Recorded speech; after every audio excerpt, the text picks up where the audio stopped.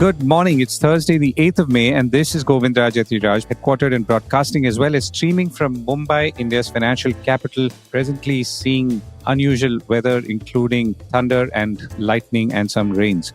Our top stories and themes. Resilient markets close in the positive in the face of India attacks on Pakistan. India sees never-before levels of airport closures on border conflict.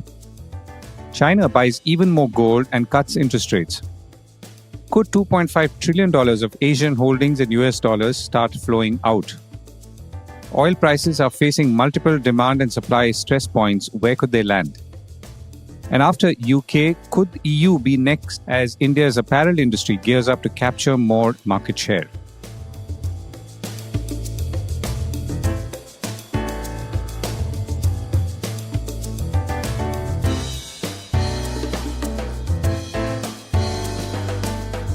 This is a core report with Govindraj Ethiraj. Markets hold out. India's resilient markets were in full flow on Wednesday as they held firm and closed in the positive after hovering in the negative territory for brief periods during the day on Wednesday. India launched precision strikes against terror training camps in Pakistan and Pakistan-occupied Kashmir in the early hours of Wednesday. Some of these camps were linked to the execution-style attack on tourists by militants in Kashmir that killed 26 individuals last month. India has stressed the non-military, non-civilian nature of these attacks and stressed on de-escalation from here on.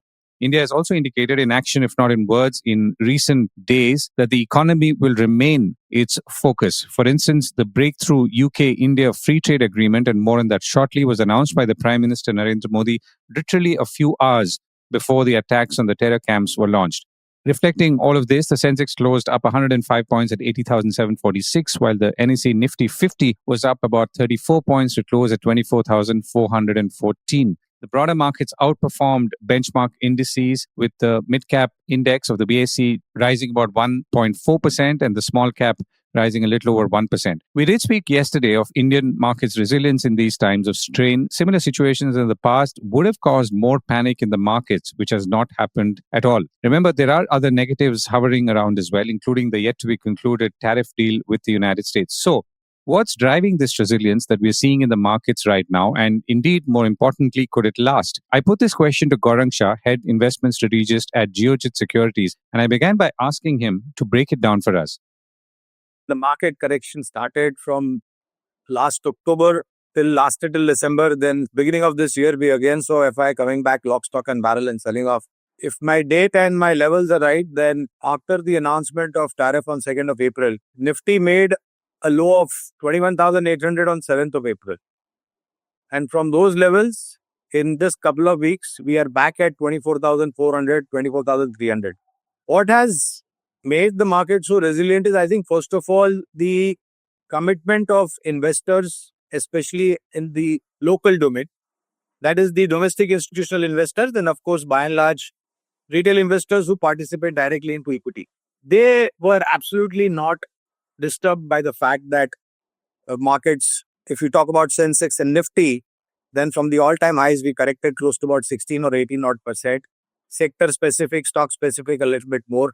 So there was a continuous flow of liquidity coming and participating in the equity market, either directly or via mutual fund SIPs or lump sum investments. Then, of course, came the whammy in form of tariffs on 180 plus countries. Won't go into much detail because we already know about that. And then realization that we are not so overly dependent on our exports, manufacturing exports primarily to US. And of course, whatever comes in from US to our country, our government has already started to take steps to cut tariffs over there. Then, of course, followed by the earnings season, fourth quarter. In between this, I think the rational thinking that was there was that, yes, we may get affected. We may have a consolidation period for some time, but all is not lost. That was the feeling by and large at ground level when I interact with a lot of investors. So that continued to support the market in terms of resilience and not correcting the way rest of the emerging market or some of the developed markets have corrected. Then we had the earnings season unfold, which has supported the market. At least if I am not wrong, and if I say this, that compared to third quarter, whatever we've seen up till now in fourth quarter has been a little bit more colorful and a shade better compared to the third quarter. And the verbatim or the post earnings press conference meet and the outlook on businesses that yes, we are likely to do better. In between all these things, FIs who are net sellers have now started to come back slowly and steadily. As we speak, I think late this evening, a Fed meeting is there and a decision on what the outlook is and whether the rate cut is going to happen or not. But my sense is that we are somewhere relatively better placed than our peers in the emerging market. And even I would go to the extent going to say that better placed than some of the developed markets also. Right. So the reason I asked about resilience is also to try and test whether that resilience can stay, assuming the uncertainty continues in some way or the other, because we are still faced with two or three types of uncertainty, one of which is the border conflict. What's your sense, again, if you look back at history? We still don't know how things are going to shape up in terms of the 90-day window that has been announced by President Trump, how things are going to shape up, whether actually there is going to be a rethink in terms of the levels of tariffs that were announced, whether there is going to be optimism in terms of course, India is doing its best to reach out, and even US is doing its best to reach out to India. We are working. President Trump has already announced that yes, India and US are very close to finalizing the BTAs and the FTAs and the tariff related issues. Resilience, why I say is that despite of the kind of negativity that had created an overhang, I would have got a little bit more concerned had it been for a glut of outflow from the mutual fund and SIPs getting stopped. That has not happened. And in terms of retail participation, where we have a direct interaction with the retail investors, people are more confident and more matured now, and they are willing to commit long-term money in a market which is otherwise correcting. 5 years back, if you would have asked me the same questions, yes, it was a worry because retail investors were running away, even if the market had to correct maybe about 5, 6, 7% or even 10%. But that has changed for good. And I think that is something that makes me draw a positive, a very strong positive in terms of this resilience staying for a long period of time. Point number one. Point number two, if earnings have to improve, market will again readjust itself. And of course, the flows that were otherwise outflows are now steadily coming back, slowly but steadily. And in terms of the other issues that we are at with, of course, yesterday we had a good news, Govind, in terms of India and UK. It was 3 years work in progress. And finally, the FT has been decided and it will soon be signed, sealed and delivered. Possibly even with US in the next couple of months, I think we should be at the table wherein there will be signed, sealed and delivery of the BTAs or the FTAs or tariff related understanding that we have. So my sense is that we will take some time to have a steady upside. We might be in a period of consolidation, at least in the immediate short to medium term. Right. What I'm taking away is that the factors that contribute to the bedrock of the market, which also builds up the resilience, is one is it's different, and secondly, it's in a much stronger level or levels than we've seen in the past. If you were to look now or drill down a little into sectors, how are you looking at the market, and what's standing out, what's not standing out at this point? I think financials, they've done well, whatever, barring one or two names here and there, banking, NBFCs, strong NBFCs, diversified NBFCs. Credit growth is definitely going to come through thick and thin. Improvement in terms of asset quality, both net and gross. Provisionings, recoveries coming through, provisionings coming back to the balance sheet. And of course, in the rate cut scenario, I think our thought process at Geojit Investment, Govind, is that after seeing 2 rate cuts this calendar year, we may possibly see 2 more rate cuts in form of 0.25, 0.25 before we say goodbye to this calendar year, December 2025. Rate cuts will definitely have positive impact in loan book growth. So banking and NBFC, that banking and finance, both public sector bank, private sector banks and strong NBFCs will do well. Cement sector will do well, defense, cap goods engineering, consumption related themes, both discretionary and non-discretionary. We are likely to see a positivity. And with this announcement on some relaxation on auto, steel and aluminum, I think auto sector should also be on the spotlight. So primarily we are focusing on these sectors which are driven by domestic theme. If I can supplement to that, no concerns on some of the recent results in the financial space, public sector bank, private sector bank. There were 2, 3 names, like for example, Kotak Bank, ICICI was a little bit of miss. Bank of Baroda again was a little bit of disappointment. But go and look, I mean, if you are a long-term investor, you don't decide on one quarter earnings. Am I right?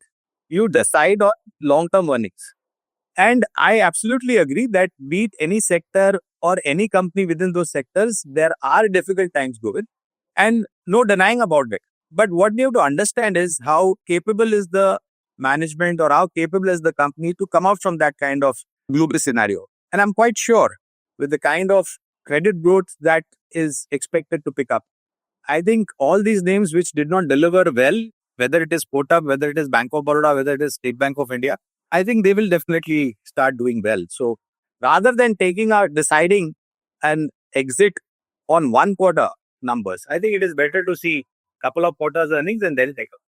Got it. Gaurang, thank you so much for your time and pleasure speaking with you as always. Meanwhile, the National Stock Exchange and the Bombay Stock Exchange have temporarily restricted access to their websites for overseas users, according to Reuters. This does not impact the ability of overseas investors to trade on Indian markets, and the decision was taken after a joint meeting of exchanges on Tuesday, in which cyber threats were discussed, according to that Reuters report. The rupee weakens. The rupee weakened on Wednesday to log its worst single-day decline in a month as worries over an escalation at the borders affected sentiment, along with a fall in Asian peers, according to Reuters. The rupee closed lower by about 0.5% at 84 rupees 82 paise against the US dollar, its worst performance since April 9th. The rupee is likely to keep facing intermittent pressure depending on how the situation evolves, a trader at a Singapore-based hedge fund told Reuters, adding the Reserve Bank of India may step in to limit sharp swings. It's quite likely, and increasingly so, that currencies are the bigger victims of uncertainty, including global uncertainty, as we've seen in the United States and with the dollar. So currencies are something to keep a close eye on, even if the stock markets are doing well, is what I would take away from this. Asia's currency moves.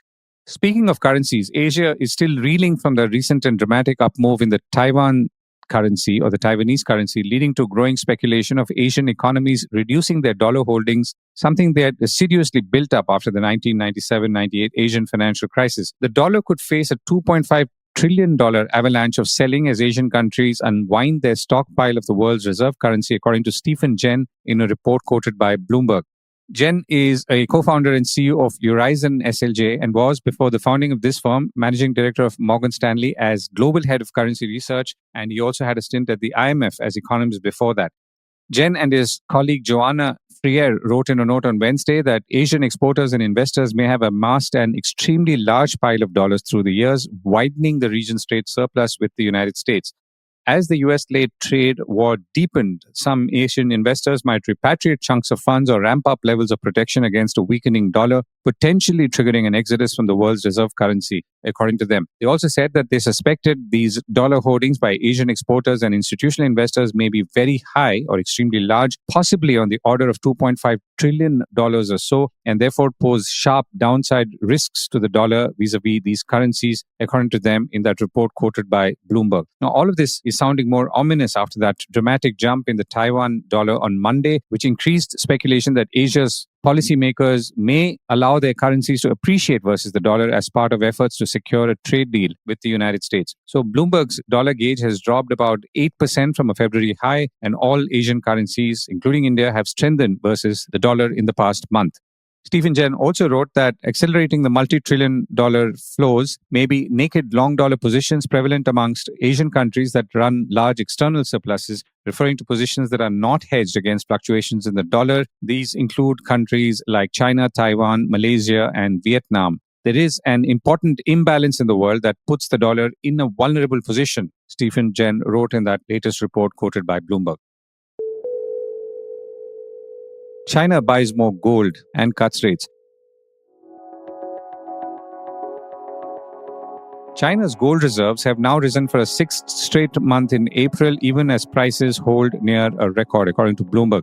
Bullion held by the People's Bank of China rose by about 70,000 troy ounces last month, according to data available on Wednesday.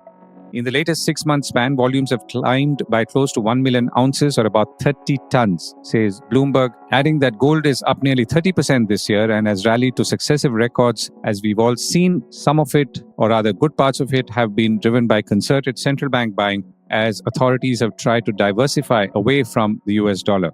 Gold volumes on the Shanghai Futures Exchange also surged to a record in recent weeks, according to Bloomberg.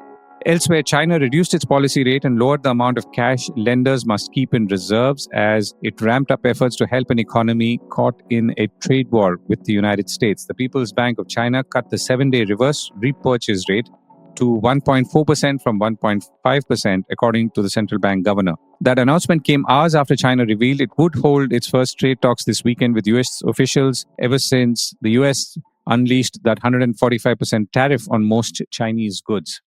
Back to gold, central banks have increased their gold purchases roughly 5-fold since 2022 after a freeze on Russian reserves, according to Goldman Sachs, which also has been amongst the more vocal bullion bulls, according to Bloomberg.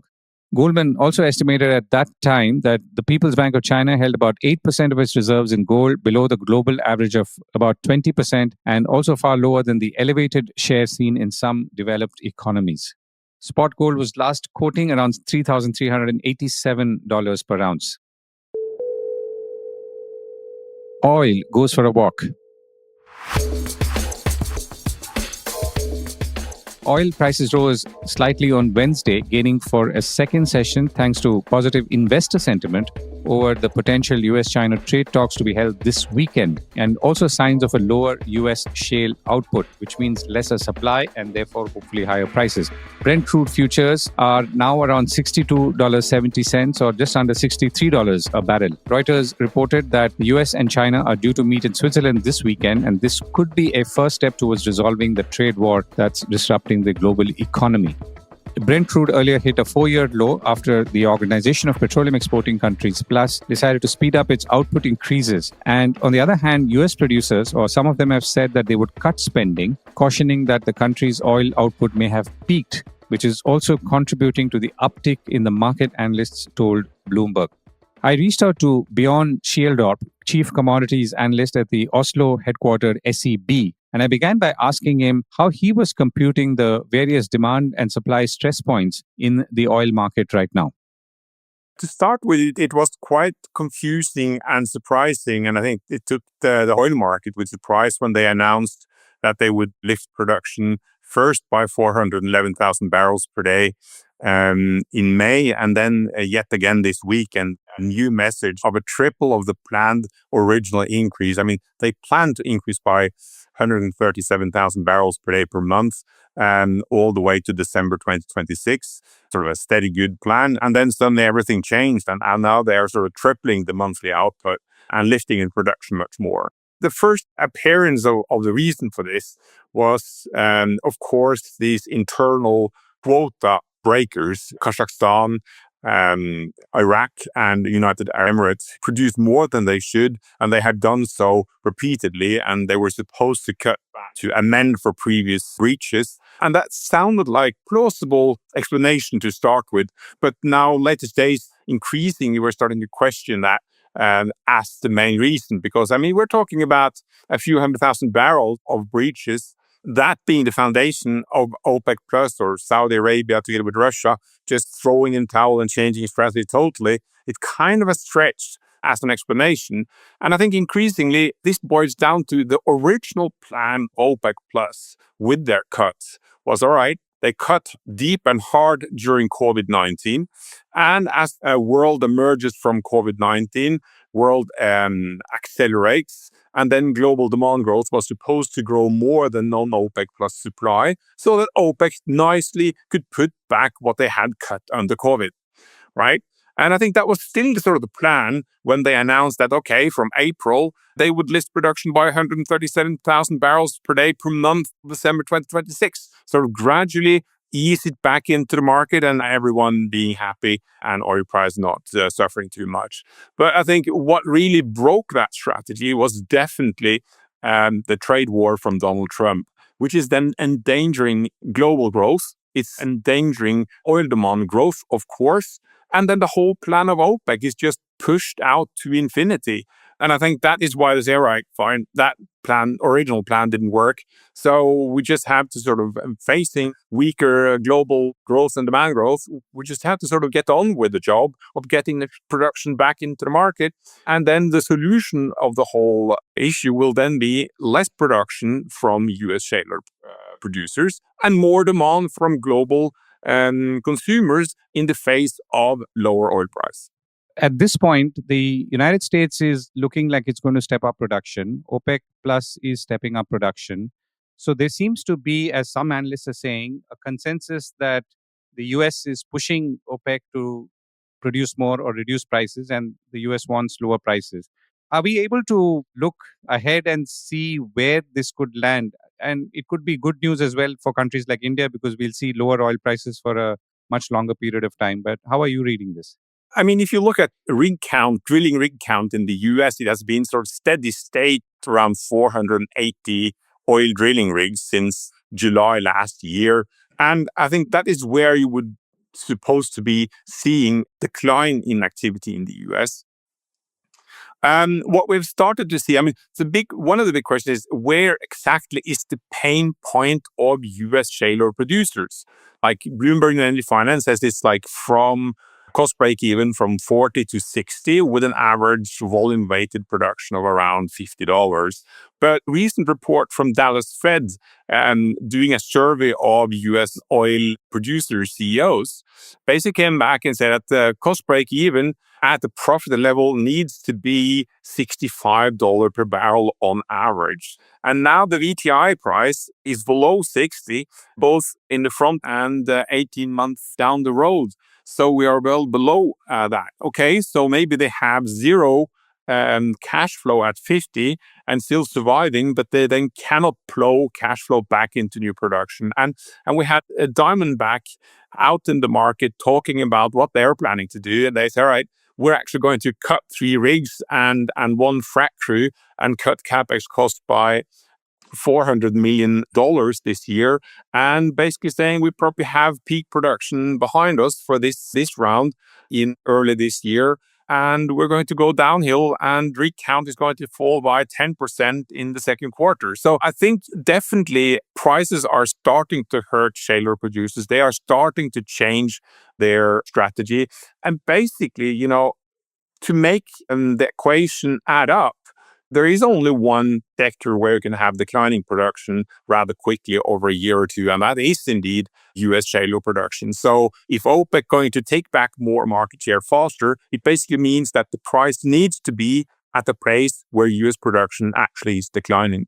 We've seen all the tariff wars, and we've seen shifts because of that. We've also seen America say, for example, that you cannot buy from Venezuela and so on. So how are you seeing flows today? I mean, in terms of where oil is being produced, how it's being shipped, and where it's being consumed. I mean, do you see any shifts in that because of all the trade wars that we've been seeing, or the trade dynamics that we've been seeing in recent months? Such a confusing picture, isn't it? With Europe or the EU not take crude and oil products from Russia, so they have to send it around the world. And then instead, the EU imports from the US and the Middle East and oil products, maybe from India, re-exported from China. So, I mean, it's really a total change in flows. If you only look at the US, I mean, they only have a net surplus production of around 2 million barrels per day. If you look at what total production of liquids versus total consumption of liquids, including natural gas liquids and so on. But of course, they import huge amount of oil from Canada. At least that was the usual plan before the tariffs.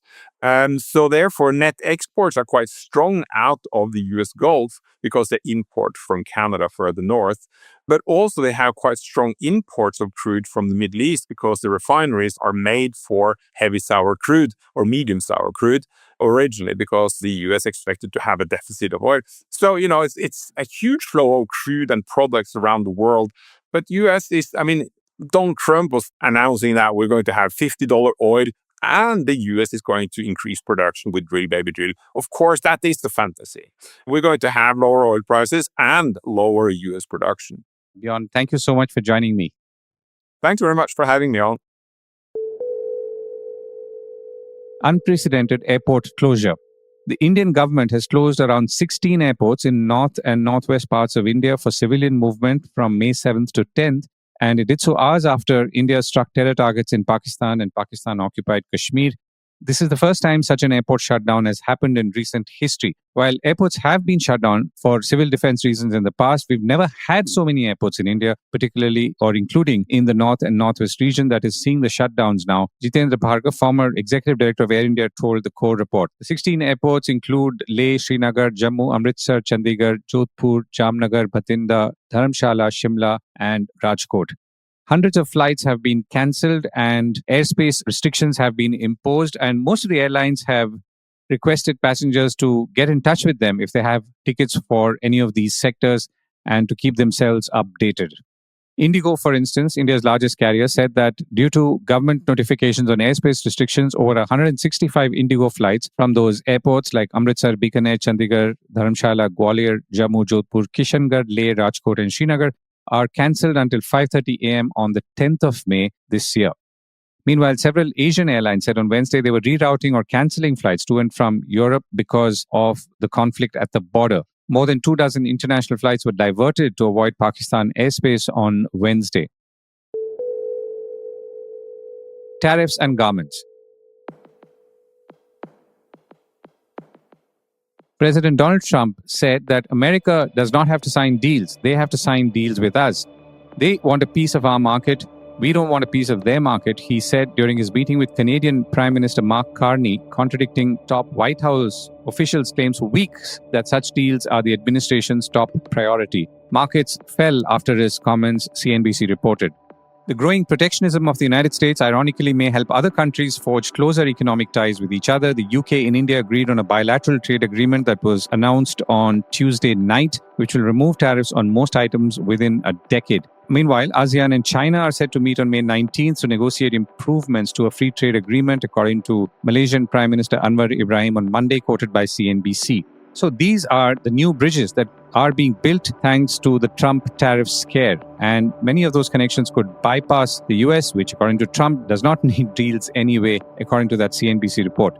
Meanwhile, so let's pick one industry. Apparel exports from India could see a bump up, but how could this play out, and could it in any way mitigate a potential loss into the US? That's exports into the US, assuming or in case tariffs do not come down sufficiently.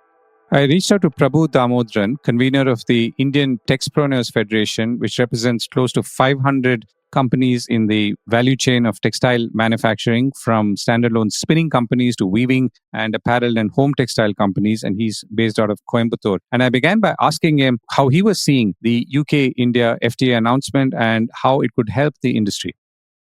Actually, US is a very different market. For example, large companies used to work with different markets because they may have a different set of manufacturing setup across the places. And SME companies, normally some companies used to work with the European Union and UK as an independent company, and some other companies will work with US. Because order quantity, the designs, the expectation, both are very different for these two markets. I can simply say that UK is a very different and new opportunity for India.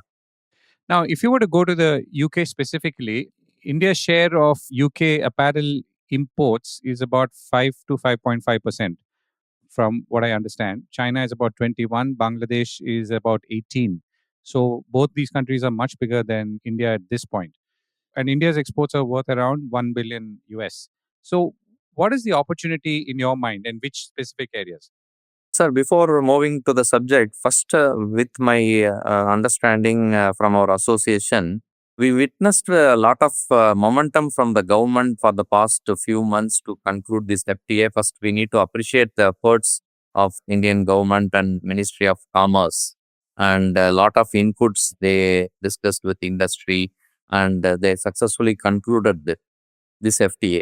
Why this FTA is a game changer? We feel that this is the base FTA for a bigger FTA with European Union. This already set very good base for further expansion of the theme of FTA. The UK is a very important market for us. We need to understand one clear factor. Global trade is not growing at all. Even all developed markets, whether you take textile or anything, only the growth rate is in the range of 1 to 2%. It's not like India, every sector is growing in double digit or even double digit. We may not be happy with some earnings call with listed companies, but those markets used to grow by 1%, 2%. So now the challenge is who is going to grab others market? Only it's a competitive game. So in UK already because of the duty advantage, whatever the UK imports like 18 to 20 billion dollar, Bangladesh have a dominant share. Because if we export a t-shirt from Tirupur or Coimbatore, we need to pay 12% duty. For Bangladesh, it is zero. An average t-shirt or any basic product costs around 170 rupees. And in that 170 rupees, 12% is a big number because apparel manufacturing, the entire value chain works on only 10 to 13% EBITDA margin. And this 12% is not a simple number. Now this is going out. Naturally, we may have a very, very good level playing field with Bangladesh. And only because of that advantage, Bangladesh is able to gain the market share because products are same and whatever we make, they are also making. So naturally, now we have a very, very bright advantage. In my opinion, doubling our market share, like from the 1 to $1.2 billion of current run rate with UK, we can easily add another $1 billion with our own efforts. And that is a big number because India's apparel exports are stagnant for the past many years. And this $1 billion or $1.2 billion will add 10% incremental growth to overall export. Right. And if you were to look at our ability to expand, and this is the question I think I've posed to you earlier as well, how well geared are we and what are the specific areas? For example, would it be home textiles or knits? And essentially, whether in these specific areas or other areas, how well are Indian manufacturers geared to grow or expand capacity? Okay, good question. Actually, even calendar year 2024, knitted apparels we exported in the range of $655 million and woven apparels we exported in the range of $740 million and home textile in the range of $270 million. These numbers are almost similar for the past many years. Now, the capacity wise, any incremental order, any company can absorb 10 to 20% very easily by debottlenecking and also going for small expansion in the brownfield expansions. Many can do. And few companies, by expecting China plus one opportunity, already started expanding in our region. We are witnessing good momentum in expansion, particularly in apparel sector.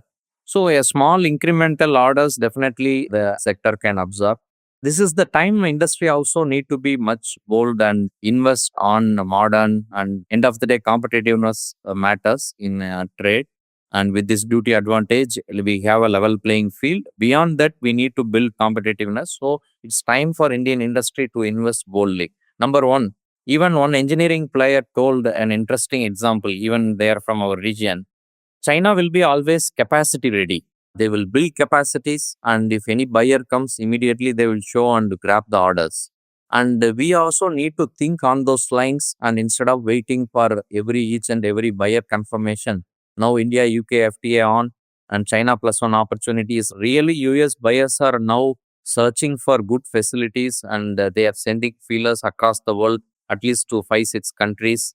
And naturally, even we don't know, as you said, how the Trump tariff ends. But everyone feels that relative terms, India is safer and we may end up with the lowest bracket of tariff. Third, we have a raw material security. India have abundant raw materials. So we need not depend even something happens tomorrow with some other country. We don't have, for example, Bangladesh or any other country, even for Vietnam, you take cotton yarn. Cotton yarn, we have a robust spinning capability in the country. We are the supplier for those countries. Even in fabric, we have a robust capacity. So all these advantages, all stars are aligning now. It's time for industry also, whether as an SME or a large corporate, announce capex, build world-class facilities so that we will be capacity ready to grab orders and use the opportunity and at least improve our export in double digit for the next 10 years time. We believe that apparel is a next 10-year story in exports. Right. Last question. So you said that the opportunity or the one opportunity could be the EU. This would take, as I understand, about 6 months or so to materialize the India-UK FTA. What is the size of the potential opportunity in EU if tariffs were lower, and where are we on that score? You're asking about European Union. Yes. European Union is a much larger market than USA. For example, US imports $78 to $80 billion. European Union imports $90 billion of apparels. So there also we have a 5% band. Everywhere we have 5% market share. If Europe FTA concludes, naturally we will double our exports there also. And there are two things. One is industry needs to be fit to face these new orders. Number one, build capacities, build competitiveness, bring lot of automation, because labor is a big challenge in India, particularly southern part of India. And we need to judiciously use automation and improve our efficiency.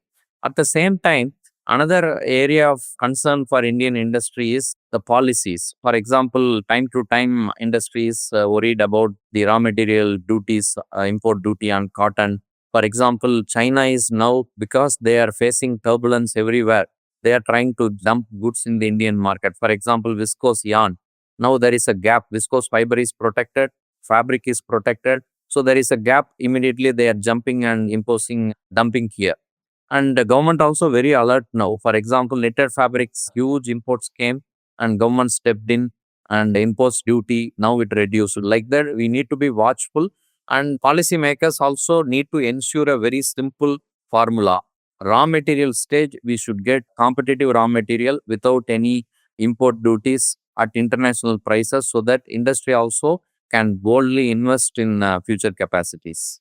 And another very important point, Mitra Parks. Mitra Parks, now many state governments, already Madhya Pradesh announced the launch of the park. That is also one area industry need to explore. 7 parks are coming up. So as I said in the initial remarks, all stars are aligning.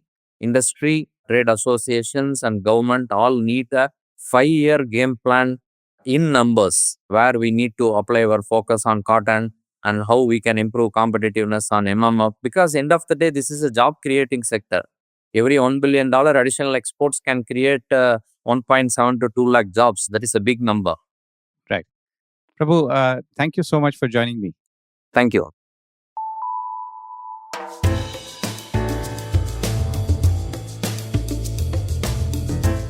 That was the Core Report with me, Govindraj Ethiraj.